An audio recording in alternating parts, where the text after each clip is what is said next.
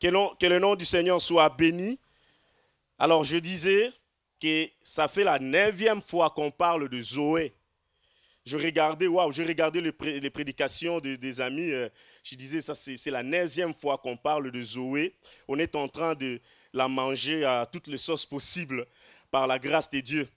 Alors ce matin, je vais aussi continuer dans la même direction où on parle on a notre texte de base, Jean chapitre 10, verset 10, où Jésus-Christ dit « Le voleur ne vient que pour dérober, égorger et détruire. Moi, je suis venu afin que le brebis ait la vie et qu'elle soit dans l'abondance. » Il vient, sur sa carte de visite, il y a un point souligné, la vie en abondance. Celui qui vient à ma rencontre, il ne restera pas la même personne, mais il aura une vie et cette vie-là doit être en abondance. C'est ce que j'aimerais encore parler avec nous ces dimanche matin.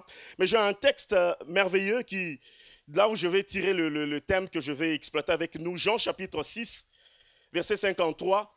Il se passe quelque chose. Jésus-Christ est en train d'annoncer qu'il est le pain de vie. Il a ses disciples. Il est entouré par beaucoup de gens, beaucoup de personnes qui le suivent. Il dit ouvertement que je suis le pain de vie. Et celui qui ne me mange pas n'est pas digne de moi. Tout le monde est bouleversé. La Bible dit ceci, Jésus leur dit, en vérité, je vous l'ai dit. Si vous ne mangez la chair du Fils de l'homme et si vous ne buvez son sang, vous n'avez point la vie en vous-même. Scandale. Vous savez, pour les Juifs, c'est une abomination.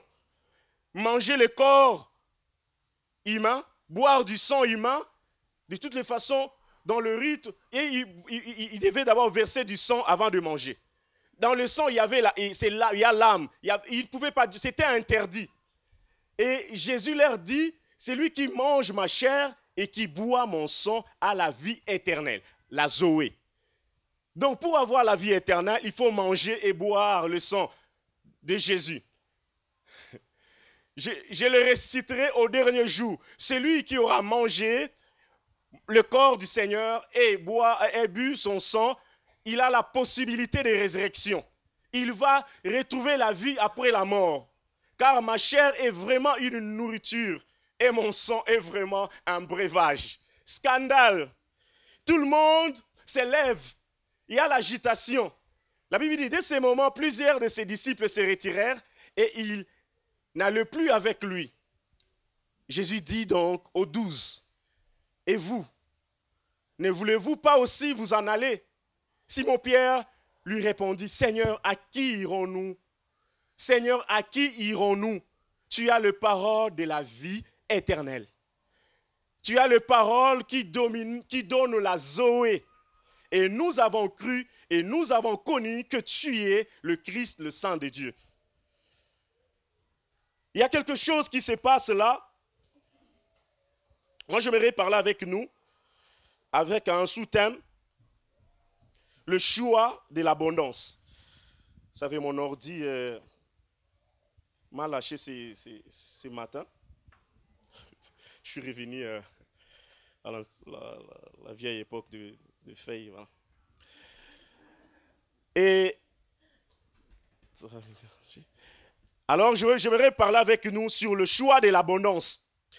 Pierre s'élève dans cette agitation, alors que tout le monde prend la décision de partir. Il y a 12 qui restent avec Jésus. Jésus tourne le regard vers eux pour leur dire, et vous alors, vous ne voulez pas partir? Pourquoi vous restez? Pierre s'élève, il prend le courage de dire, à qui irons-nous? Nous n'avons pas connu un autre. Nous n'avons connu que toi. Tu as la parole, tu as ce qu'il nous faut. Nous décidons de rester parce que nous savons qu'en toi, il y a la vie et il y a la vie en abondance. J'ai choisi la vie en abondance, le choix de l'abondance. Bien-aimé dans le Seigneur, cette semaine, je réfléchissais un peu sur ma vie, sur des gens que j'ai connus, je connais depuis longtemps dans le Seigneur. Moi, j'ai passé une grande partie de ma vie dans le Seigneur, à l'église. Vraiment une grande partie, la majorité dans l'église. J'ai vu des gens faire des exploits avec le Seigneur. J'ai vu des gens rester le même avec le Seigneur. J'ai vu des gens faire un naufrage dans la foi. Et cette semaine, en tout cas, ça a monté dans mon cœur. J'ai vu des gens abandonner, j'ai vu des gens venir et continuer. Je suis arrivé à une conclusion. Il y a dans nos églises des hommes et des femmes ayant la vie de Dieu, la Zoé en eux. Ils sont sauvés, baptisés, parlant en langue du matin au soir, la nuit comme la journée, mais ne jouissant pas de la vie de Dieu. Ils ne jouissent pas. Ça montait dans mon cœur cette semaine. Il y en a qui ne jouissent pas de la vie de Dieu. Ils ont tout ce qu'il faut. Ils ont la vie de Dieu. Ils parlent en langue. Ils ont été baptisés. Passez-moi l'expression, toutes les pratiques religieuses, peut-être spirituelles aussi, ils sont passés par là. Mais ils ne connaissent pas ce que c'est la vie en abondance.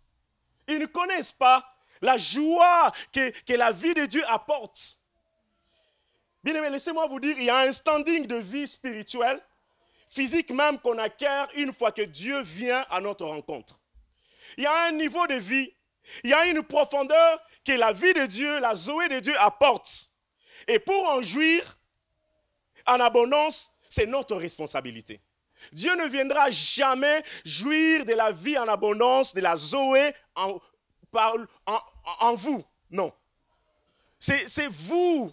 C'est votre désir. C'est votre choix. Vous devez faire le choix de jouir. C'est comme, on rencontre l'histoire d'un homme qui avait acheté un terrain, il a hérité d'un terrain et il y avait tout de minerai dans ce terrain-là. Mais il ne le savait pas. Il ne pouvait pas en jouir. Et le jour où il a vendu le terrain, c'est lui qui était là, en voulant construire, il s'est rendu compte qu'il y avait de minerais. Je vais te remettre ton argent, je vais reprendre ton terrain. Non, tu as déjà vendu, c'est fini. Tu étais ignorant de tout ce qui était dans le package. Vous savez, la vie que Dieu donne, c'est un paquet. Dans cette vie-là, il y a tout ce qu'il y a pour notre bien. Mais souvent, on ne jouit pas de ça. Souvent, on passe à côté, on ignore. Bien aimé, on reste comme des enfants, juste des enfants de Dieu qui se plaignent du matin au soir, année après année, alors qu'il suffit seulement de bien s'y positionner en Christ, de bien choisir, de faire le choix, un choix gagnant pour jouir de la vie qui est en Jésus-Christ. C'est ce que Pierre est en train de faire. Il fait un choix. Il dit, j'ai choisi. Il était entre... Il y avait des possibilités, soit suivre les autres, partir, ou bien rester. Parce que tous, ils ont vécu avec Jésus. Ils ont connu le Seigneur. Ils ont entendu. Ils ont assisté à tout ce que Jésus a fait jusque-là. Mais il y en a qui sont partis scandalisés. C'est qu'ils n'ont pas eu le temps de connaître Jésus, de saisir la portée, la profondeur de ce qu'il dit. Ils n'ont pas connu ça. Ils n'ont pas eu cette possibilité-là. Mais Pierre, il a dit, j'ai choisi. À qui d'autre irons-nous? Tu es celui qui a la parole de vie.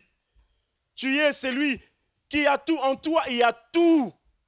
Voilà pourquoi j'ai choisi de rester avec toi. Le choix de l'abondance, bien-aimé. Le choix que vous faites de rester avec Dieu vous emmènera très loin. Vous ouvrirez des portes. D'autres portes s'ouvriront par elles-mêmes. La Bible dit, je mets devant toi des portes ouvertes que personne ne peut fermer. Si une fois que tu fais le choix de rester avec Dieu, les portes vont s'ouvrir d'elles-mêmes. Je mets devant toi des portes ouvertes. Une fois que tu arrêtes, c'est comme des portes coulissantes. Il suffit seulement d'avancer, ça s'ouvre. Je me suis fait par moment, je me suis amusé avec des portes coulissantes, souvent avec mes enfants. Quand on part dans un supermarché ou bien en vacances, il y a là où il y a des portes, on vient open. Quand on dit open, celui qui vient arrive avant, il dit open, ça s'ouvre.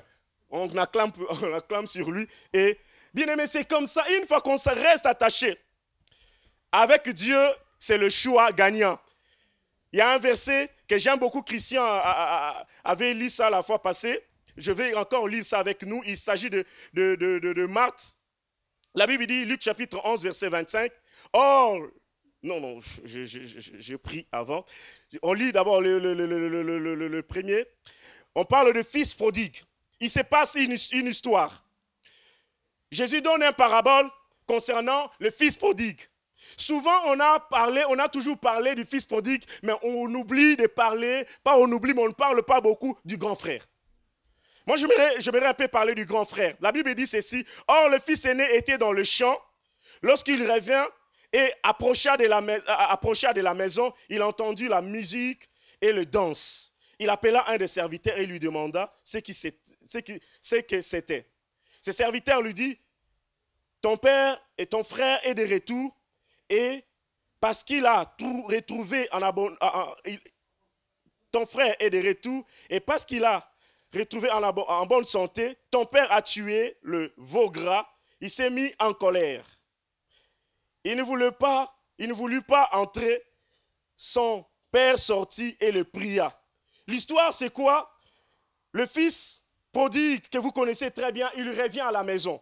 Après avoir dilapidé toute la richesse qu'il avait comme héritage de son père, il rentre à la maison, il se passe quelque chose, son père est très content, il organise une fête, ça danse, ça crie, mais le grand frère, il était allé travailler dans le champ, comme d'habitude. Il va travailler dans le champ, il rentre fatigué, épuisé, et il entend de la musique, il pose la question, on lui dit: écoutez, c'est ton petit frère qui était parti, il est revenu. Il ne veut pas entrer parce qu'il y a une fête à l'honneur de son petit frère qui était parti, qui est revenu. Alors il se fâche, son père sort même, il vient le supplier: viens te réjouir avec nous. Mais il répond à son père. Mais il répondit à son père: voici, il y a tant d'années que je te sers, sans avoir jamais transgressé tes ordres. Et jamais tu ne m'as donné un chevron pour que je me réjouisse avec mes amis. Il fait réfléchir à son père: tu sais, tant d'années que je te sers, je donne mon énergie, je te vends mon énergie, je me contente juste de ce que tu me donnes comme salaire, mais tu ne t'as jamais organisé une fête pour moi. Et maintenant, ton fils est arrivé, c'est lui qui a mangé tes biens avec des prostituées. C'est pour lui que tu as organisé une fête, tu as tué un veau gras. C'est pas possible, je ne peux pas admettre une telle chose. Il lui dit: mon enfant, lui dit le père, tu es toujours avec moi et tout ce que j'ai est à toi. Alléluia. Tout ce que j'ai est à toi. Mais il fallait bien s'égayer et se réjouir parce que ton frère, que voici, était mort et il est revenu à la vie. Bien-aimés dans le Seigneur, laissez-moi vous dire que le fils, le grand frère, était toujours là, dans la présence du Père, dans la présence de Dieu, était toujours là. Il connaît tout le coin où se trouve la richesse de son Père. Il sait combien son Père a peut-être comme compte en banque. Il connaît le nombre, même son héritage, il connaît, il sait tout, mais il ne jouit pas de cela. Il ne jouit pas de cela. Il est entouré de biens de son Père, mais il ne jouit pas de cela. Pour la simple raison, il ne croyait pas, il était dans l'ignorance totale de ce qui était ses droits, ce qui lui revenait. Il ne savait pas, il était dans... Bien-aimé dans le Seigneur, moi, cette semaine, je vous dis, ça a déchiré mon cœur de voir des gens que je connaissais depuis longtemps, que je connais, des gens que je viens de connaître peut-être 2 jours, 3 jours, 5 ans, il y a passé. Des gens qui vivent la même chose année après année, alors qu'ils ont le package année. Ils ont la vie de Dieu. Ce jeune homme, il avait tout. Pour la simple raison, il ne croyait pas que tout ce que son père possédait comme bien, ça lui appartenait. Il ne croyait pas. Laissez-moi vous dire, bien-aimé le Seigneur, l'ignorance te fera vivre comme un esclave, comme un étranger à la maison de Dieu, alors que tu es héritier, co-héritier même de Christ. L'ignorance, tu vivras dans la misère, tu vivras dans la pauvreté, alors que Dieu t'a tout donné. Tu marches avec ça. Tu as ça, tu as un chèque en blanc. Il suffit seulement de mettre, mais tu n'oses pas. Vous savez, quand vous lisez Luc 15, là où Jésus parle, il parlait de plusieurs paraboles, il a donné. Et il y avait des gens à qui il a donné le bien pour essayer de multiplier. Mais il y en a qui ont pris des richesses, ont pris des décisions, des résolutions pour juste les garder. C'était une bonne chose, mais ce n'était pas la meilleure. Il a ça, il a gardé ça au lieu de multiplier. Il a ça, mais il vit misérable. Ce matin, le vœu de mon cœur et ma prière est que Dieu illumine les yeux de ton cœur. Pour que tu saches, pour que tu sursautes un peu. Waouh! Tout ça, c'est à moi. Il devait aller travailler. Vous savez ce qui s'est passé? Il devait aller travailler comme un mercenaire chaque jour. Chaque matin, il se réveille très tôt le matin. Il va aller travailler dans le champ comme un mercenaire. Alors que son père est riche. Il ne pouvait pas jouir alors que son père est riche. Je ne dis pas que travailler, c'est mauvais, non. Mais dans les contextes ici, il avait tout. Il pouvait rester à la maison, faire ce qu'il faut. Rester dans la volonté de son père pour jouir. Voilà ce que je voulais dire. Rester dans les cadres appropriés. Christian parlait de l'environnement où Dieu a placé Adam et Ève. Dans l'environnement là, il y avait tout ce qu'il faut. Il suffisait seulement que Adam et Ève restent dans l'environnement. Ils allaient s'inquiéter de rien. Bien-aimé, Dieu vous appelle à rester dans l'environnement. Si vous sortez par vous-même, il voulait peut-être faire comme toute autre personne. Je veux faire ceci, et vous voyez, vous entendez combien il regrette. Il dit, je travaille tous les jours, mais t'as jamais. Mais son père dit, mais tout ce qui est à moi est à toi. Tout ce que j'ai est à toi. Oh, je prie que le jour où nous serons dans le royaume du Seigneur, comme je le disais, j'ai dit, que Dieu ne nous dise pas, qu'on ne trouve pas des exaucements en train de nous attendre. Des guérisons en train de nous attendre. Des choses en train de nous attendre. Et lorsqu'on posera la question, Seigneur, pourquoi il y a des exaucements comme ça qui chôment? Il pourra vous dire, mais écoutez, j'attendais seulement que vous puissiez demander. Pour que vous puissiez jouir de ces choses-là. J'attendais seulement pour qu'il puisse prendre conscience, pour que tu puisses entrer. Vous savez, moi, avec le passeport belge, vous allez dans 77 pays. Qui le sait? Mais vous avez tous le passeport belge. Non, pas bon. Disons, du moins pour ceux qui habitent en Belgique, ceux qui sont belges. Bien aimé le Seigneur, un jour, je me suis amusé sur Internet. J'aime bien par moment chercher comme ça. J'ai cherché quels sont les pays, passeport belge. Il y a plus de pays que les Français. Bien aimé, ce sont des choses que je donne un exemple juste banal. Juste un exemple banal comme ça. Vous avez droit à y aller. À l'époque, j'allais partir j'ai fait ça l'année passée, j'allais partir en Afrique du Sud. Je ne savais pas qu'en ayant le passeport belge, tu pars sans visa. Alors, j'ai cherché sur Internet, je vis que je pouvais aller sans visa. Parce que j'ai cherché d'abord le numéro de téléphone de l'ambassade d'Afrique du Sud pour téléphoner. Qu'est-ce qu'on peut faire? Tu sais, je dis, je vais quand même chercher. Je dis, j'ai droit. Je ne dois pas payer. Je me promène avec la richesse. Mais je suis ignorant de ces choses-là. Que Dieu nous garde, bien-aimés dans le Seigneur. Vivez la vie de Dieu dans son entièreté. Vivez comme vous êtes, vivez comme des riches. Arrêtez de marcher le visage abattu avec la richesse. Arrêtez, bien-aimés. Nous avons plus que de l'or, plus que de diamants. Jean et Paul, Pierre et Jean, ils regardent le paralytique qui est devant cette église, la belle. Et il dit, nous n'avons rien, mais ce que nous avons, nous te donnons. Nous avons fait le choix un jour de l'abondance. Et cette abondance-là, nous nous promenons avec. Chaque jour, je me promène avec l'abondance. Alors, je vais te donner une partie de l'abondance. C'est ce que nous faisons quand on va faire l'évangélisation, bien-aimé le Seigneur. On communique une partie de l'abondance. Une fois que tu communiques une partie de l'abondance, Dieu remplit. C'est lui qui arrose, Dieu l'arrose. Amen. Essayez seulement d'entrer dans le rêve de Dieu pour vous. Vous avez déjà les choses, la chose en question, vous en avez. Vous en avez déjà. Mon enfant, lui dit le Père, tu es toujours avec moi. Il y en a des gens qui sont toujours à l'église. Toujours, bien-aimés. Ils sont sauvés. Ils iront au ciel. On sera avec eux au ciel, bien-aimés dans le Seigneur. Mais au ciel, vous allez peut-être regretter. Que j'aurais dû faire telle chose pour le Seigneur. J'aurais dû maximiser. Bien-aimés, détrompez-vous.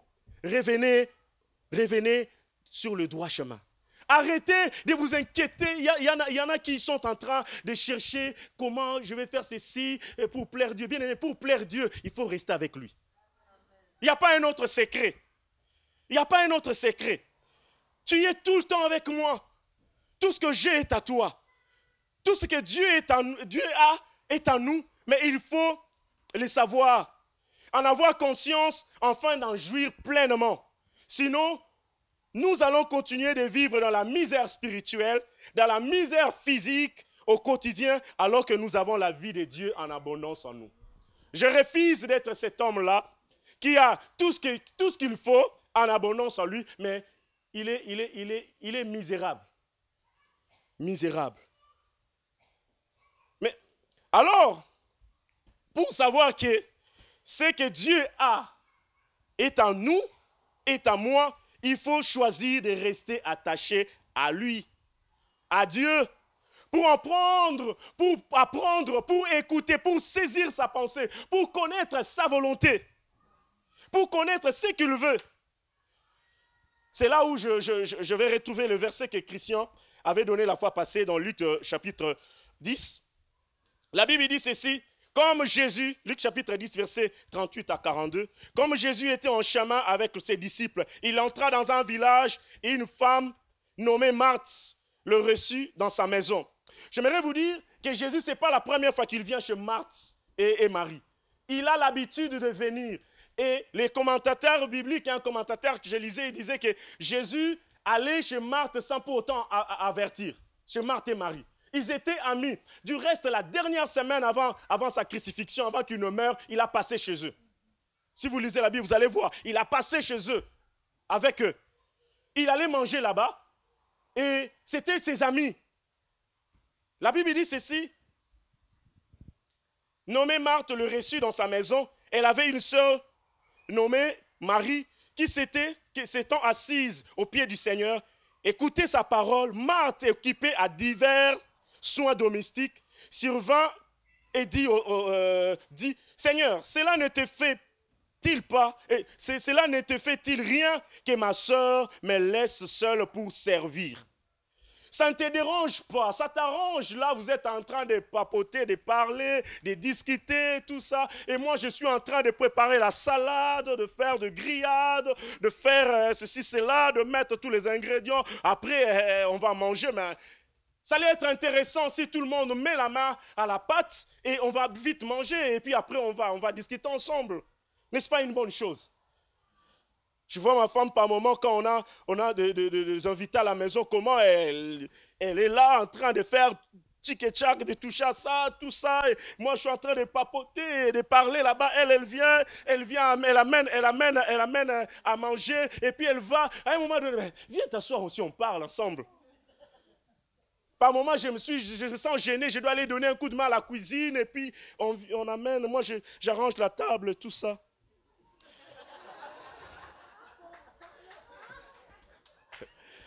J'encourage les hommes à donner un coup de main à vos femmes, s'il vous plaît. Vous savez, elles sont précieuses, elles bossent beaucoup. Il faut donner un coup de débarrasser la table, passer l'aspirateur, faire la vaisselle, préparer aussi. Nous préparons. Voilà. Que Dieu vous bénisse. Alors, Marthe vient lui dire, je veux un coup de main. Dis-lui donc, il suggère à Jésus, dis-lui donc. Et le Seigneur, la réaction de Jésus, il dit, Marthe, Marthe. Jésus-Christ, il insiste. Marthe, Marthe. Chaque fois que Jésus insiste, il dit, Marthe, Marthe, c'est qu'il y a une vérité fondamentale qui est en train de communiquer. Il dit, Marthe, Marthe, tu t'inquiètes et tu t'agites pour beaucoup de choses. Une seule chose est nécessaire, point. Marie a choisi la bonne part qui ne lui sera point ôtée. Le Seigneur est en train de répéter, d'insister, parce que c'est quelque chose qui est fondamental, qui détermine tout le reste. Il dit, tu t'inquiètes, tu t'agites. Bien-aimés dans le Seigneur, j'aimerais vous dire que la demande de Marthe, elle n'est pas mauvaise en soi. Elle est légitime. Mais elle n'est pas nécessaire pour ce temps-là. Dans la vie, il y a des saisons où des choses que nous devons faire, c'est nécessaire, c'est important. Si on ne le fait pas, on loupe notre saison. Il y a des saisons qui se répètent. Vous loupez une saison et après, peut-être, vous savez, la saison, avant qu'une saison se répète, il y a un temps. Il faut que le temps puisse passer. Peut-être une seconde chance, Dieu vous donne la seconde chance et elle revient. Mais vous aurez perdu quand même quelque chose. Mais sa demande, elle est légitime, elle est fondamentale, c'est important parce qu'il faut manger. On peut bien parler du Seigneur, après il faut manger. Mais ce n'était pas essentiel pour ces moments-là. Ce n'était pas la chose la plus importante.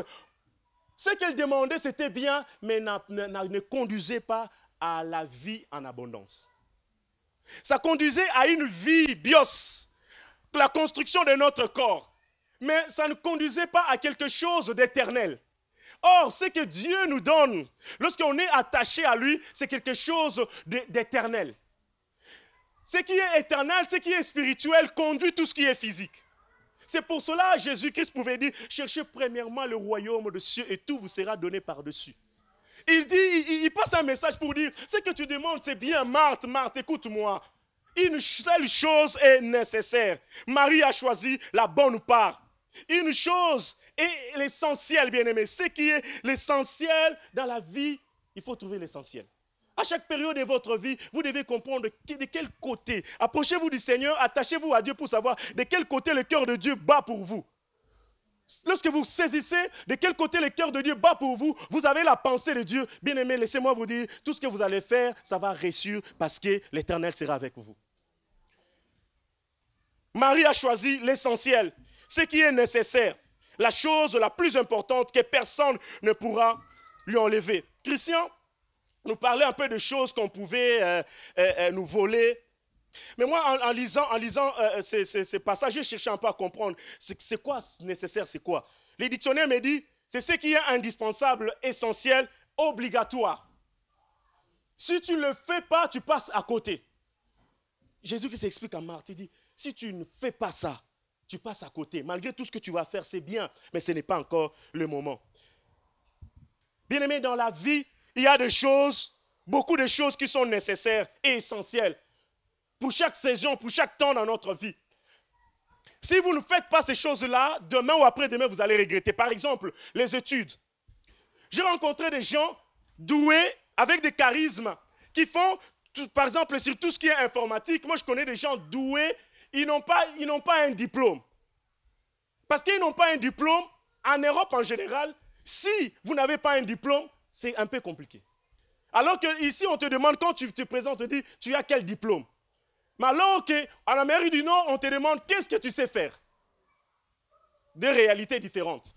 Et lui, vivant dans un contexte où il n'a pas un diplôme, c'est très compliqué. Tu verras quelqu'un de compétent. Il cherche juste quelqu'un, on peut le prendre. Il a des compétences, mais comme il n'a pas étudié jusqu'au bout, il n'a pas un diplôme, on peut le prendre. Il y en a même qui peuvent te prendre et te payer moins parce que tu n'as pas un diplôme, mais tu as des compétences. Donc, il y a des choses qu'il faut le faire, mais autant convenable. Mais Jésus-Christ ici, il parle d'une seule chose, mais c'est laquelle chose, bien-aimé dans le Seigneur? Laquelle chose, c'est laquelle? Il dit même, Marie a choisi la bonne part. Bien-aimé, la chose dont Jésus parle, elle est caractérisée, elle a une caractéristique fondamentale, c'est personne ne peut vous la voler. C'est la chose en question. Il y a une caractéristique fondamentale, personne ne peut vous la voler. Mais c'est quoi Jésus? C'est quoi la chose en question? Bien-aimé dans le Seigneur, moi j'ai la réponse. Je cherchais, j'ai la réponse. Ça va prendre où à laisser. C'est l'attachement à Dieu. C'est l'attachement à Dieu. C'est la seule chose, bien-aimé, que personne ne peut vous voler si ce n'est vous-même. L'attachement à Dieu. Vous savez, quand le diable vient, il vient pour dérober, il peut voler votre joie, il peut voler votre prière. La prière, le diable peut la voler. Du reste, c'est la première des choses quand il vient. Il fait tout pour vous affaiblir dans votre dimension de prière. Votre joie, votre patience, votre fidélité, votre santé, votre travail, comme Christian le disait. Puisque toutes ces choses-là, ce ne sont que des conséquences qui découlent de votre attachement à Dieu. Il peut voler ça. J'ai connu des gens qui étaient waouh dans la prière. Mais aujourd'hui, ils sont au bas de l'échelle. Ils n'arrivent même plus à prier. Je connais des gens qui étaient très joyeuses, mais le diable vient, il vole la joie. Mais l'attachement à Dieu, bien-aimé, laissez-moi vous dire, c'est la seule chose nécessaire essentielle, fondamentale, que personne ne peut me voler si ce n'est moi-même. Le diable, quand il vient, c'est moi qui dois l'ouvrir la porte pour que je ne puisse plus rester attaché à Dieu. C'est moi. C'est moi, bien-aimé dans le Seigneur. L'attachement à Dieu nous conduit à une vie d'abondance physique qui dure dans le temps. Je suis même tenté de vous dire éternelle. La vie éternelle. Si vous êtes attaché à Dieu, Jésus-Christ disait à ses disciples, c'est lui qui mangera de mon corps, je le ressusciterai. Pourquoi? Pour qu'il vive toute une éternité avec moi. C'est lui qui restera attaché à moi. C'est lui qui aura ma vie. C'est lui qui aura part à moi. Il restera lié à moi toute une éternité. Êtes-vous attaché au Dieu d'éternité? L'attachement à Dieu est une question du cœur et non d'apparence physique. Le fils prodigue était lié à son père, de par son cœur. Dites-moi, qu'est-ce qui l'a poussé à revenir? Tu as tout pris ton héritage, tu as commis la bêtise de ta vie, tu es parti, mais qu'est-ce qui te fait rentrer? Bien aimé, il y avait quelque chose dans son cœur, il s'est souvenu que dans la maison de son père, il y avait quelque chose de particulier. Il est revenu, bien aimé. Si tu es attaché au Dieu que nous prêchons, bien aimé, même si tu fais naufrage dans la vie, la Bible dit 7 fois le juste tombe, 7 fois le Seigneur le relève. Il y aura quelque chose, je ne sais pas comment définir la chose en question. Il y aura quelque chose de sacré qui te ramènera. Ta conscience te parlera pour te dire, Carlos, ce que tu as fait, ce n'est pas bien, reviens au Seigneur. Tu reviendras. Pourquoi? Parce que tu as la vie de Dieu en toi. Il y a quelque chose, tu as fait naufrage dans la foi, tu reviendras. Tu reviendras. Pierre, il est revenu à Jésus maintes fois. Il a renié Jésus. Il est parti. C'est une honte que de renier une personne comme Jésus. Mais Pierre est revenu. Et c'est Pierre qui Pierre qui est en train d'écrire l'histoire d'abondance. Lisez les actes des apôtres. Vous allez voir combien il marque l'histoire, combien ils vont de gloire en gloire. Il est revenu. C'est ce Pierre-là qui a renié Jésus. C'est ce Pierre-là qui est rentré, retourné à sa pêche. C'est ce Pierre-là qui a fait des choses par moments. On dit, waouh, Pierre, pourquoi tu fais ça? Mais parce qu'il avait pris la décision de rester attaché, le choix de l'abondance, il s'est passé quelque chose. Chaque fois, il y revient. Les grands frères étaient liés à son père par l'apparence, bien-aimé. 2 attitudes dans l'église. 2 attitudes. Il y en a qui sont liés à Dieu par leur cœur. Il y en a d'autres qui sont liés juste par l'apparence physique. Mais le cœur n'y était pas. C'est pour cela qu'il ne pouvait pas jouir de tout le bien que son père avait, juste parce que le cœur n'était pas là. Le cœur n'était pas là. Bien aimé, Dieu cherche des cœurs qui sont attachés à lui. Pas juste l'apparence, pas juste, bien aimé. Dieu cherche le cœur qui lui appartienne vraiment de tout son cœur. Vous savez, la vie chrétienne, ce n'est pas seulement dans cette pièce, dans cette salle. Du reste, bientôt, on quittera cette salle, ça sera une autre salle. Et peut-être un jour, on quittera encore l'autre salle là. Mais si tu as lié ta chrétienté à la place là où tu es assise. Parce qu'il y en a qui ont de places fidèles. J'aime bien ma place. J'aime bien mon église. J'aime bien mon pasteur. J'aime bien. Mais si tu es attaché à Dieu, lorsque ce pasteur-là ne sera plus là, tu continueras la marche avec le Seigneur. Si tu es attaché à Dieu, tu continueras à jouir de la vie qui coule. De la vie de Dieu que tu portes en toi. Le fils prodigue, il a tout fait. Il est revenu parce qu'il était lié à son père de par son cœur. Mais par contre, le grand frère ne pouvait pas jouir. Il est comme malheureux alors qu'il habite dans un palais, passez-moi l'expression royale, où son père a tout, il a tout. Ce n'est pas tout le monde qui accepte de s'attacher à Dieu d'une manière inconditionnelle. Qui accepte de rester attaché à Dieu alors que rien ne change. Vous savez, en tant qu'homme, moi je m'intéresse, j'aime bien ce qui apporte une satisfaction présente, rapide, du fast-food, j'aime. Je pars directement, on me sert, allez, je mets dans ma voiture, je mange, je pars. Mais par moment, les choses ne se passent pas toujours comme ça. Je me mets à m'agiter parce que Seigneur, je n'ai pas ça, je cherche, Seigneur. Et toutes ces choses-là, par moment, passez-moi l'expression, du fast-food, ce qui est vite fait là, ne nous amène pas très loin. Ne nous amène pas dans l'abondance. Ne nous amène pas à aller plus loin avec Dieu. À un moment donné, il y a des conséquences. Il y a un moment donné, il y a des conséquences. Je pensais à un homme qui avait tout fait. Il était dans la présence, il connaît la loi du Seigneur. Mais il se passe quelque chose. Jésus lui dit, nous allons lire dans le livre de Marc, chapitre 10. La Bible dit ceci, il y a un homme qui vient, un jeune homme, qui vient voir Jésus. En courant, il se jette à genoux devant lui. Il dit, bon maître, lui demanda-t-il, qui dois-je faire pour hériter la vie éternelle?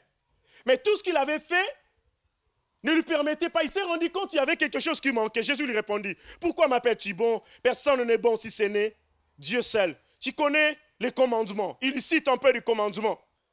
Il cite tous les commandements que vous connaissez. Et lui, il va réagir. Il lui répondit, maître, j'ai respecté tous ces commandements dès ma jeunesse.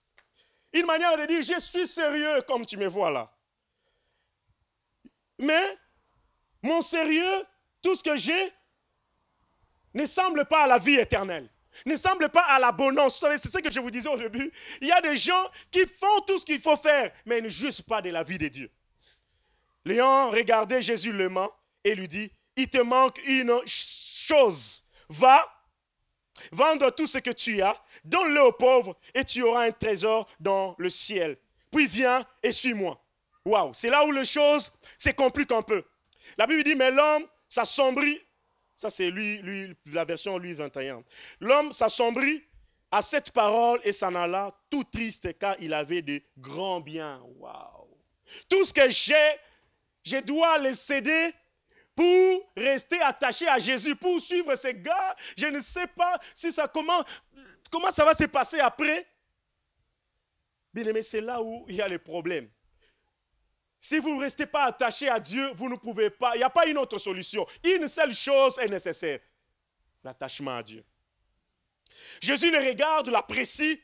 La Bible dit, il l'aima. Il essaye un peu de lui dire, tout ce que tu as fait, jusque-là, c'est bien. C'est louable, c'est une bonne chose.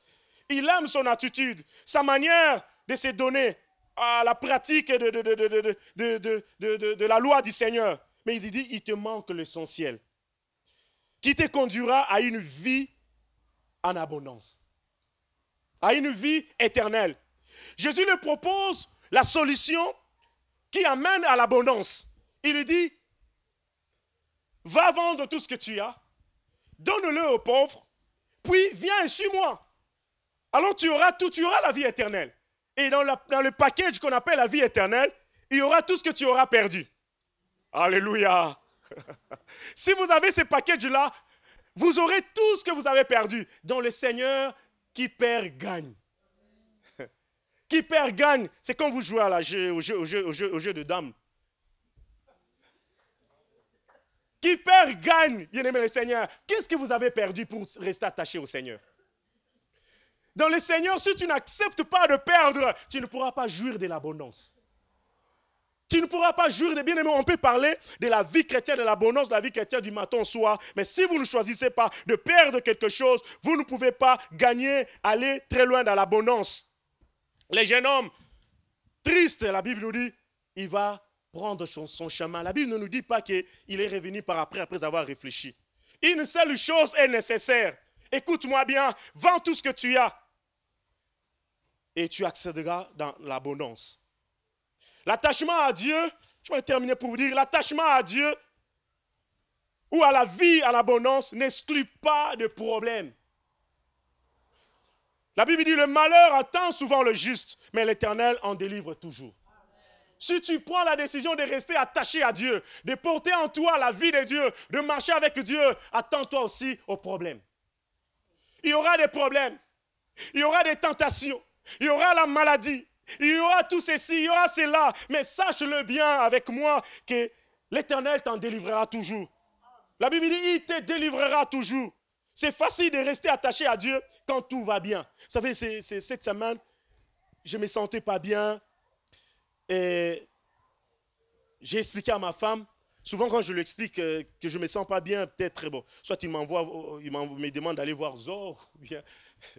Et cette fois-là, quand je lui ai expliqué ce qui s'est passé, elle a dit, attends, je vais voir. Et après, il m'a dit, je pars à l'hôpital et je vais voir si on peut te prendre aujourd'hui même. Au cas contraire, demain ou plus tard. Il m'a pris, je dois aller faire une endoscopie. C'est un truc comme ça. Endoscopie. Ah, il m'expliquait ça. Je vais faire, on va te faire avec caméra pour voir tout ce qui se passe. Et bien aimé dans Seigneur, ça, j'avais la peur de ma vie. Je disais, Seigneur. J'avais la peur de ma vie. Je dis, Seigneur, mon Dieu.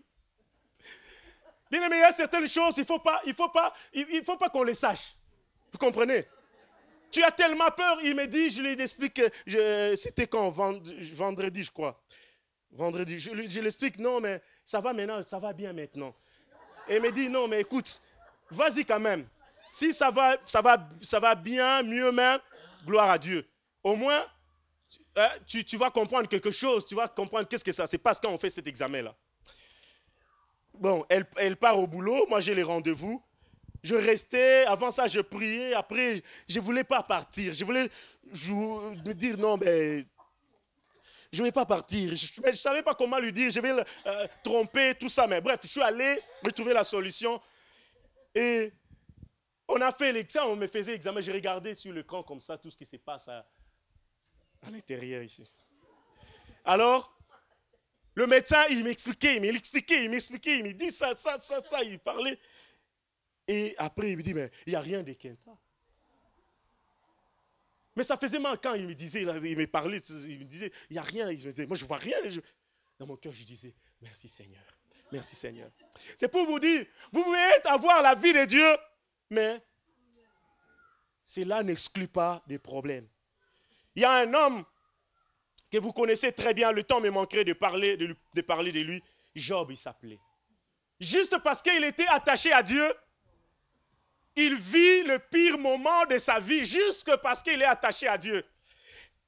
Est-ce possible de rester attaché à Dieu, de vivre la vie de Dieu dans l'abondance alors que rien ne va dans ma vie?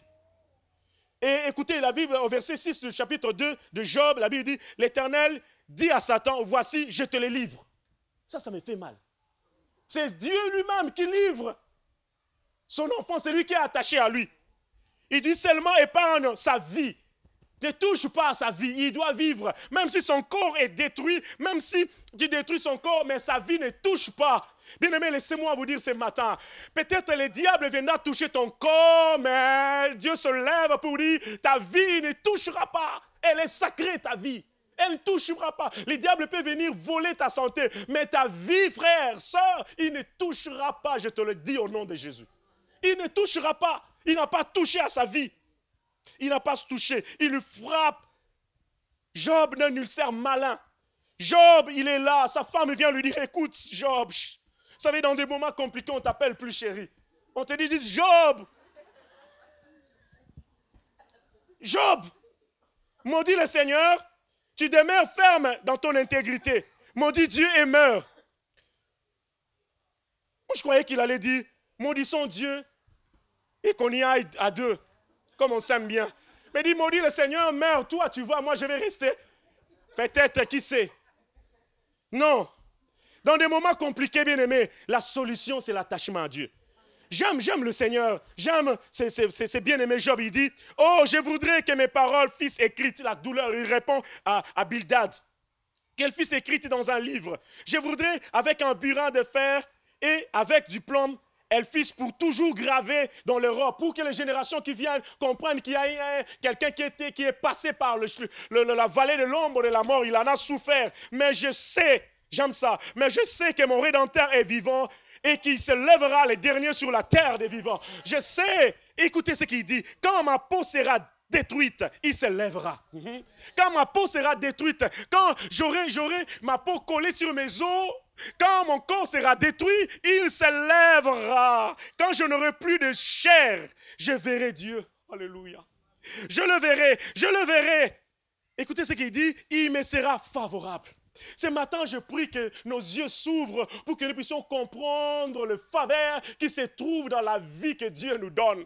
Les faveurs, mes yeux le verront et non c'est d'un autre. C'est moi qui le verra, parce que c'est moi qui passe dans la vallée de l'ombre de la mort. C'est moi, parce que c'est moi qui ai pris la décision de rester attaché à Dieu. C'est moi, mon âme languit d'attente au-dedans de moi. Mon âme soupire, mon âme languit d'attente. J'attends. À quand les faveurs, Seigneur? À quand les faveurs? Mon corps est détruit. Ma santé est en train de s'écrouler, Seigneur. À quand les faveurs? Une seule chose est nécessaire. Rester au pied du Seigneur, quoi qu'il arrive. Quoi qu'il arrive, frère. Car tout le reste dépend de l'attachement à Dieu. Tout le reste, la santé dépend de mon attachement à Dieu. Cherchez premièrement le royaume de Dieu et sa justice, et tout le reste vous sera donné par-dessus. Bonus, par-dessus. Et il est encore écrit dans le livre de Job, pour terminer, Job chapitre 22, verset 21. Attache-toi donc à Dieu, tu auras la paix, tu jureras ainsi du bonheur. Reçois de sa bouche instruction et mets dans ton cœur ses paroles. Tu seras rétabli. Et si tu reviens au Tout-Puissant, si tu t'éloignes l'iniquité de ta maison, attache-toi, attache-toi. Marie il reste là attaché au pied de Jésus. Il est en train d'apprendre des choses pour l'éternité, des choses qui l'aideront pour toute une vie. Est-ce qu'il y a ce matin de gens qui veulent s'attacher à Dieu pour dire, Seigneur, advienne que pourra, même si mon corps est détruit, même si rien ne va, même si je veux rester attaché à toi, même si tout le monde part, même si, Seigneur, je sais à qui irai-je encore si ce n'est toi, même si. Alléluia. Nous allons passer un temps dans la prière. Je vais appeler Zor, il va venir prier avec nous. Alléluia. Oh Seigneur, merci. Seigneur, merci.